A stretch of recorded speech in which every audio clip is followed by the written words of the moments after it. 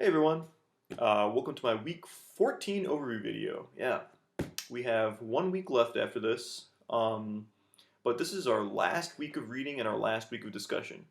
So as far as content goes this week, you guys have an optional video to watch. At the very least, I'd like you to watch the trailer for the video. It's a video on the Anthropocene. Technically, it's a film. It's a really good film for those of you who want to take the time out of your day to watch it. But if you don't have the time for that, I understand. I just ask that you watch the trailer so that you can participate more effectively in discussion. But besides that, you have the last chapter in the textbook, and that's it, I think.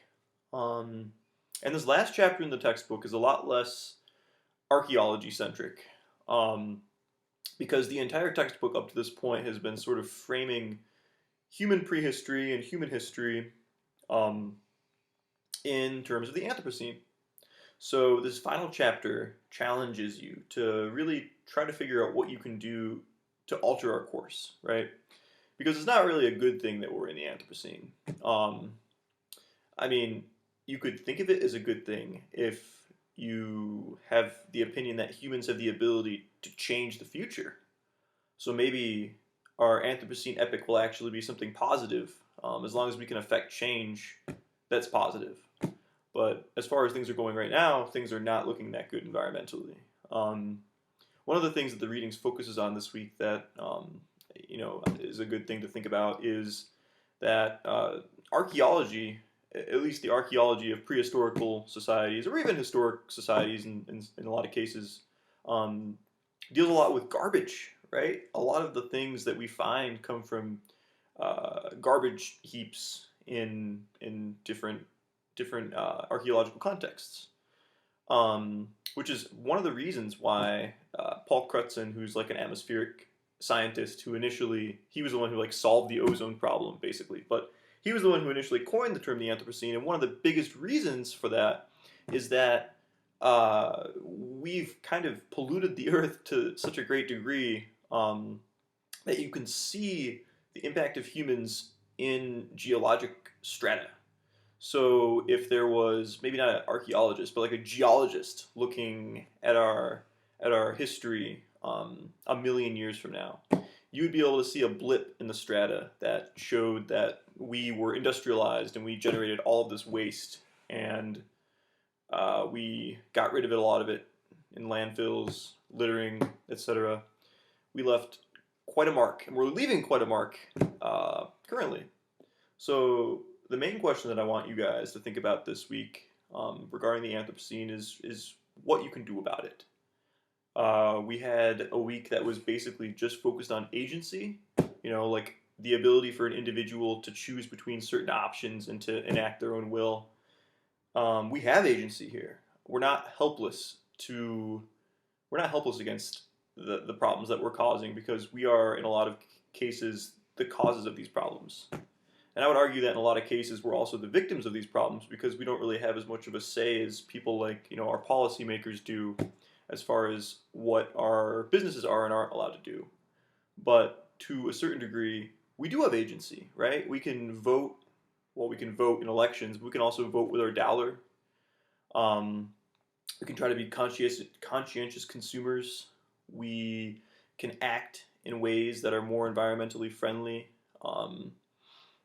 And every little thing that you do adds up to make a difference over time. Over time, but then also collectively with all of your fellow humans as well.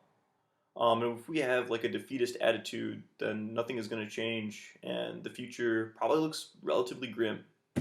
So as you read this week and as we wrap up the course, I really want you to put some thought into this, especially because this is definitely going to be the problem of our generation.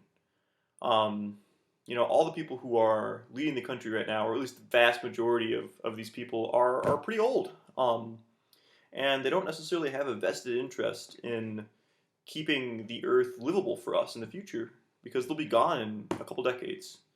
But for you and I, it's really important that we start to think about these things, because we want a place for of course, like us to live in the future, but then our family members as well, and our kids and their kids, etc. We have more of a vested interest in what happens. So All these things are important to keep in mind as you go forward with this week's reading. Less archaeological, but possibly more discussion-inducing. So I'm really excited to see what you come up with this upcoming week as far as your discussions go in your last three-part discussion. Um, I think this weekend, part 3 of the poster is due. So that's a good thing to work on this week if you didn't really get too much of it done last week. And then the week after this is going to be focused for you guys more on just like wrapping up the course, a few final things. I think you have a brief final essay to write, and then also a final quiz as well. So keep a lookout for those, which are due at the end of next week, I believe, and also the week after, which is like your final exams technically. And then also be aware, and I'll send an email out about this to remind you, but SEIs are up, and it's really important for you guys to fill them out. I know it's sometimes harder to fill out SEIs for online courses, especially because we don't have as much face-to-face opportunity to for me to teach and for you to learn. But it's really useful for me to get this sort of feedback so I can get better at this over time, especially if we end up having to stay in this format. I want to be the best teacher I can be, so make sure you tell me what I can do to change. It also helps that if you give me like positive feedback as well, so I know what I'm doing right. So fill out these SEIs and definitely send them in. I think that's all I have for you.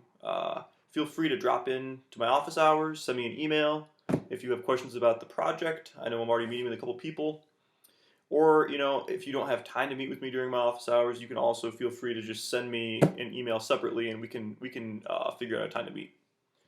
And with that, I hope everyone has an awesome Thanksgiving week. Stay safe and stay happy. And yeah, I hope you guys have an awesome week. Thank you.